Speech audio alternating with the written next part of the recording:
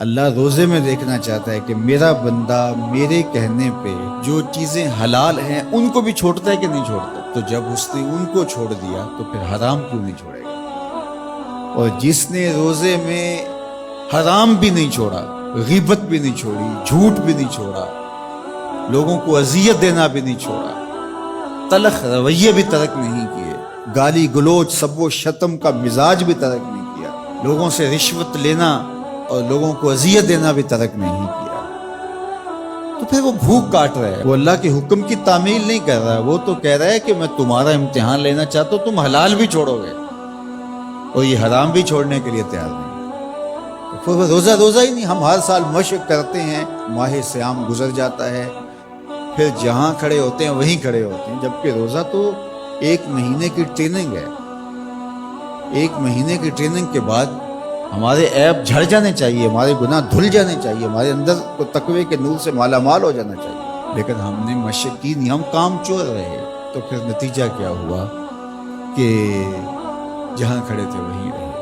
تو روزے کا مقصد اتقاء کو پیدا کرنا ہے، اور ہر وہ کام جو اللہ کی ناراضگی کا ذریعہ ہے اس کو ترک کرنے کا نام تقویٰ ہے. اور اگر کوئی ایسا کام سرزد ہو جائے جو اللہ کی ناراضگی کا سبب اور ذریعہ ہے تو فوراً توبہ کی جائے، رجوع کیا جائے، ایسے امور بجا لائے جائیں جو اللہ کی رضا کا سبب اور ذریعہ بن جائیں. حضور نے ارشاد فرمایا، حضرت معاذ بن جبل رضی اللہ تعالی عنہ سے مروی ہے، اتق اللہ حیث ما کنت، تو جہاں بھی رہے اللہ سے ڈرتا رہے. خلوت میں ہو، جلوت میں ہو، گھر میں ہو، مسجد میں ہو، بازار میں ہو، تنہائی میں ہو، ہجوم میں ہو، جہاں بھی تو رہے اللہ سے ڈرتا رہے.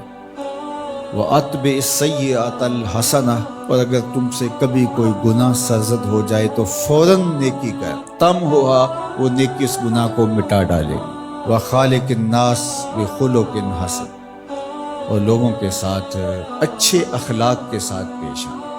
تو نیکی کرنے کے بعد، تقوی اختیار کرنے کے بعد، تیسری بات حضور نے جو ارشاد فرمائی، حضور سے بڑا حکیم کون ہو سکتا ہے؟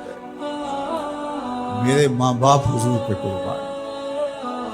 یہ ہوتا ہے، تھوڑی نیکیاں کر کے لوگ پھول جاتے ہیں، تھوڑی سی پرہیزگاری اختیار کر لی تو سمجھے کہ ہمارے جیسا زمانے میں کوئی نہیں ہے. کوئی کارنامہ سر انجام دے دیا، کوئی کام ہو گیا تمہارے ہاتھ سے تو تم لوگوں کے ساتھ بدتمیزی کرنے لگ جاؤ. تو یہ تو ہمارا دین نہیں کہتا. تو فرمایا اتق اللہ حیث ما کنت، جہاں بھی رہے ایک تو اللہ سے ڈرتا رہنا، اور دوسری بات ارشاد فرمائی اتبع السیئۃ الحسنہ، جب تم کوئی برائی کر بیٹھو تو اس کے فوری بعد تم نیکی کرو، تم ہوا وہ مٹا ڈالے گی. اس کو لکھتے لکھتے دھبا لگ جائے تو اس کو ریموو کر دیتے ہیں نا.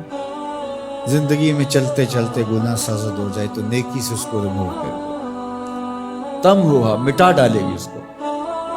اور پھر تیسری بات فرمائی وَخَالِقِ النَّاسِ بِخُلُقٍ حَسَنٍ، لوگوں سے رویہ اچھا رکھنا، لوگوں کے ساتھ حسن سلوک سے پیش آنا، بدتمیزی کی زندگی نہ گزارنا. قیامت کے دن جب اعمال تولے جائیں گے، سب سے زیادہ وزن جس عمل کا ہوگا وہ حسن خلق ہے، جو پرڑے کو جھکا دے.